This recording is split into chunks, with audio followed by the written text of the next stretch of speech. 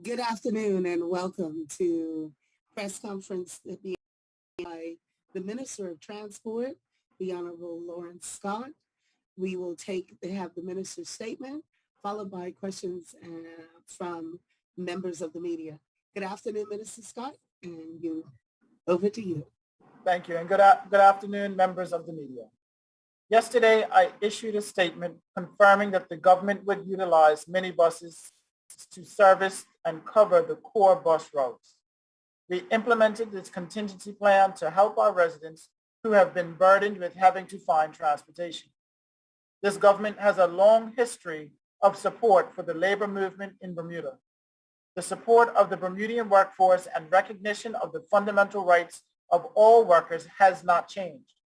However, as government, we must act to deliver expected public services. The government has drafted, introduced, and passed laws that protect labor rights, its workers, and the movement itself. Today, we remain committed to working on resolving the current impasse. Over the last few days, you have heard me say several times that on September 21st, the DPT management updated the Labor Department that the original safety and health concerns raised by the BIU bus division had been resolved. Subsequently, DPT was then informed that the BIU members would continue to withhold their labor, citing that they needed to be paid for the entire time they were out. The BIU bus division president remained adamant that his request to his co-chair counterpart for the DPT Safety and Health Committee was not action. I believe it would be helpful to note that at no time did he require her approval to arrange such a meeting.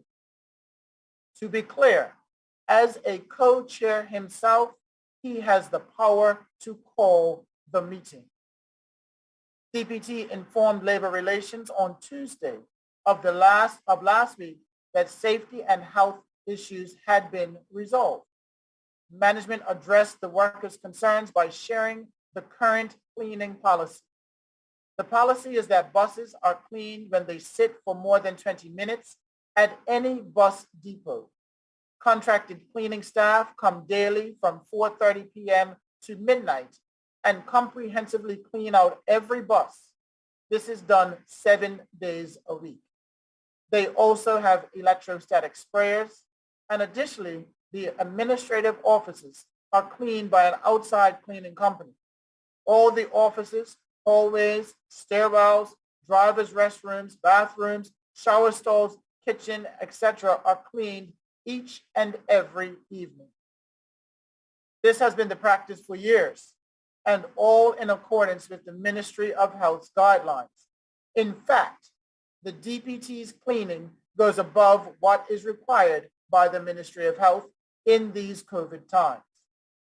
Additionally, the BIU bus division cited Section 7A and 7C of the Occupational Safety and Health Act 1982 for their actions. It would be remiss of me not to highlight Section 7B of the Act, which speaks explicitly to the procedure to be followed. If the BIU had followed the process, they should have remained available for work until the outcome of any investigation of their concerns. If the investigation found that their actions were warranted, they would have been entitled to be paid. There was never any legal reason that justified DPT workers failing to carry out their duties as employees. The Occupational Safety and Health Act 1982 or its regulations does not support the bus division's position.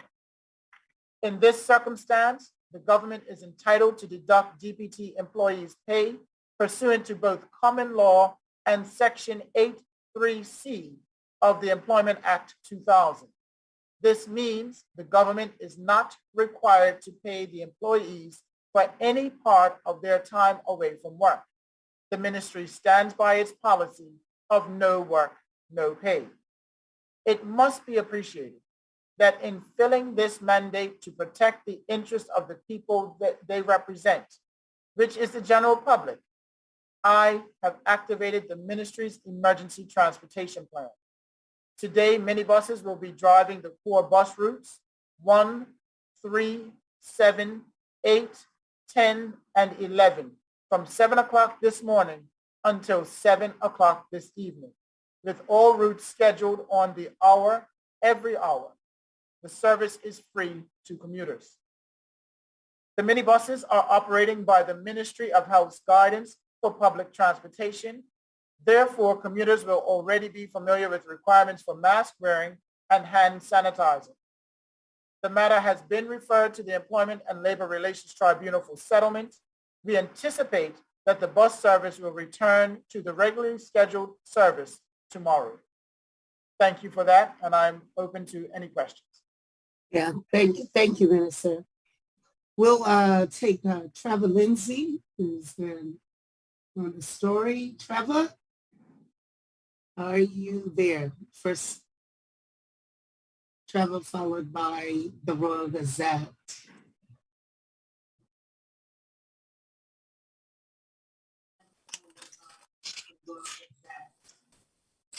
Hi, Trevor, we hear you. Yeah, how are you? Good. So correct me if I'm wrong, Minister, has you reached a solution or there's no solution? There's no current solution no current resolution in regards to the pay dispute, but the fact that the Minister of Labor has gazetted the matter means that they are entitled to go back to work, or it would definitely be deemed unlawful work stoppage. So what is your course of action if they don't return to work tomorrow? We will stand the minibuses up again. So this has been an impasse for the last 10 days. The Persian government is unable to work things out, willing or to work things out unwillingly with the labor, with labor. Which is it? My question is, it's been a challenge for the government, a labor government, with a dispute with labor. To what extent will you go to work this matter out before it, well, I guess it couldn't get no worse. How far will you go, Minister?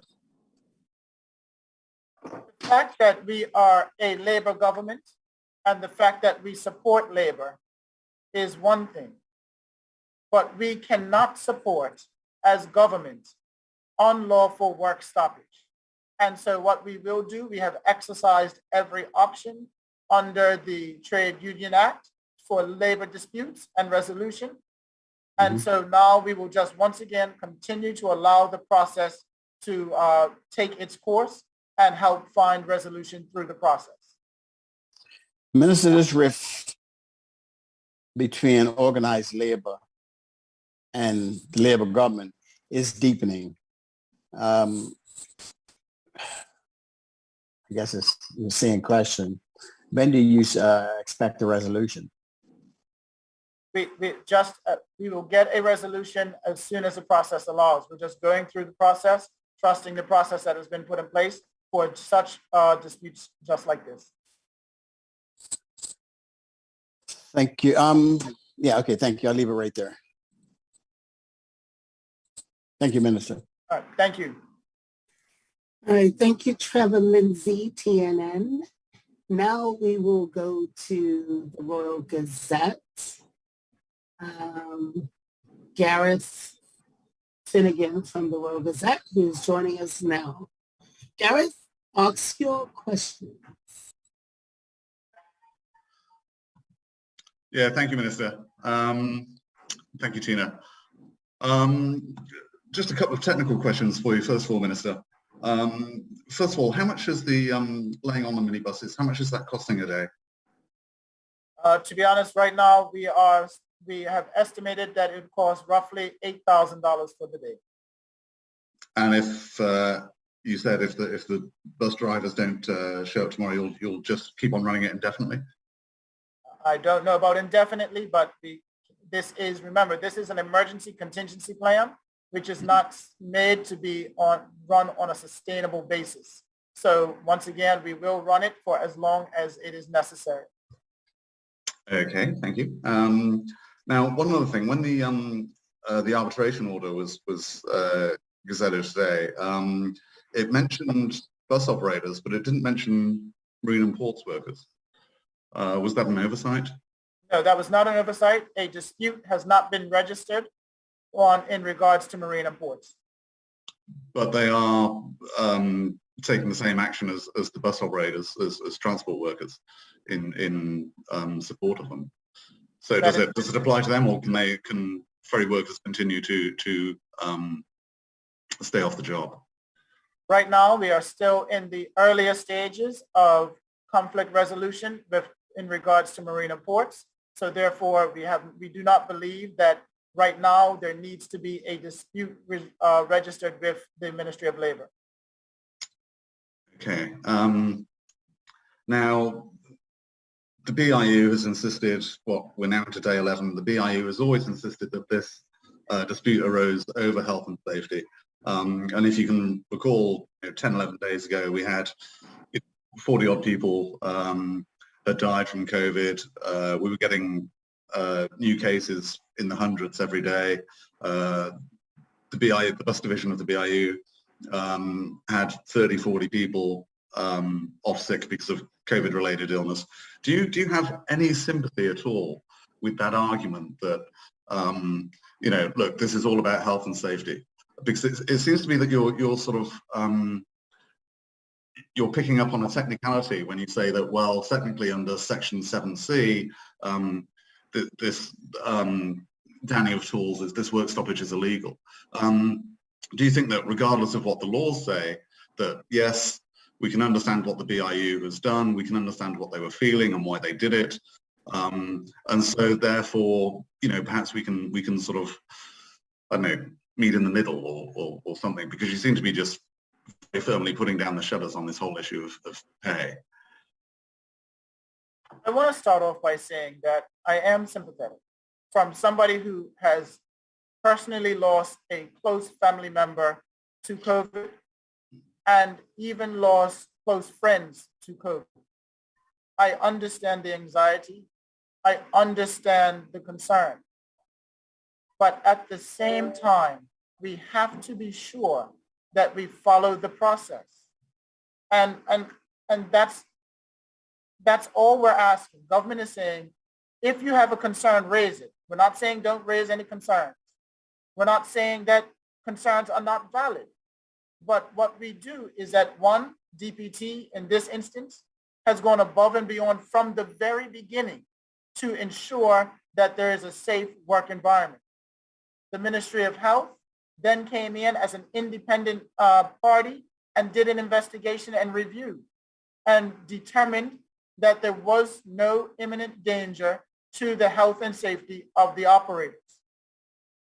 And so therefore, this is why we are ensuring, or we would like to just stress that we would like for them to follow the process. Cleaning was already done. Cleaning was being done. Buses cleaning was done every day from 4:30 p.m. to midnight.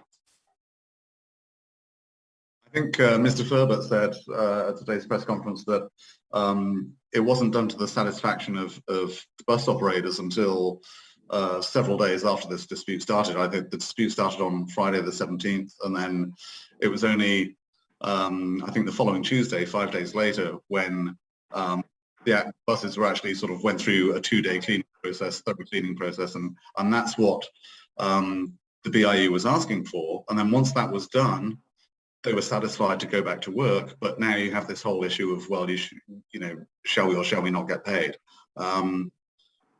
Is that fair comment? No, that's not a fair comment. The fact that the cleaning that was done, that they observed, was the same cleaning that was going on the whole time.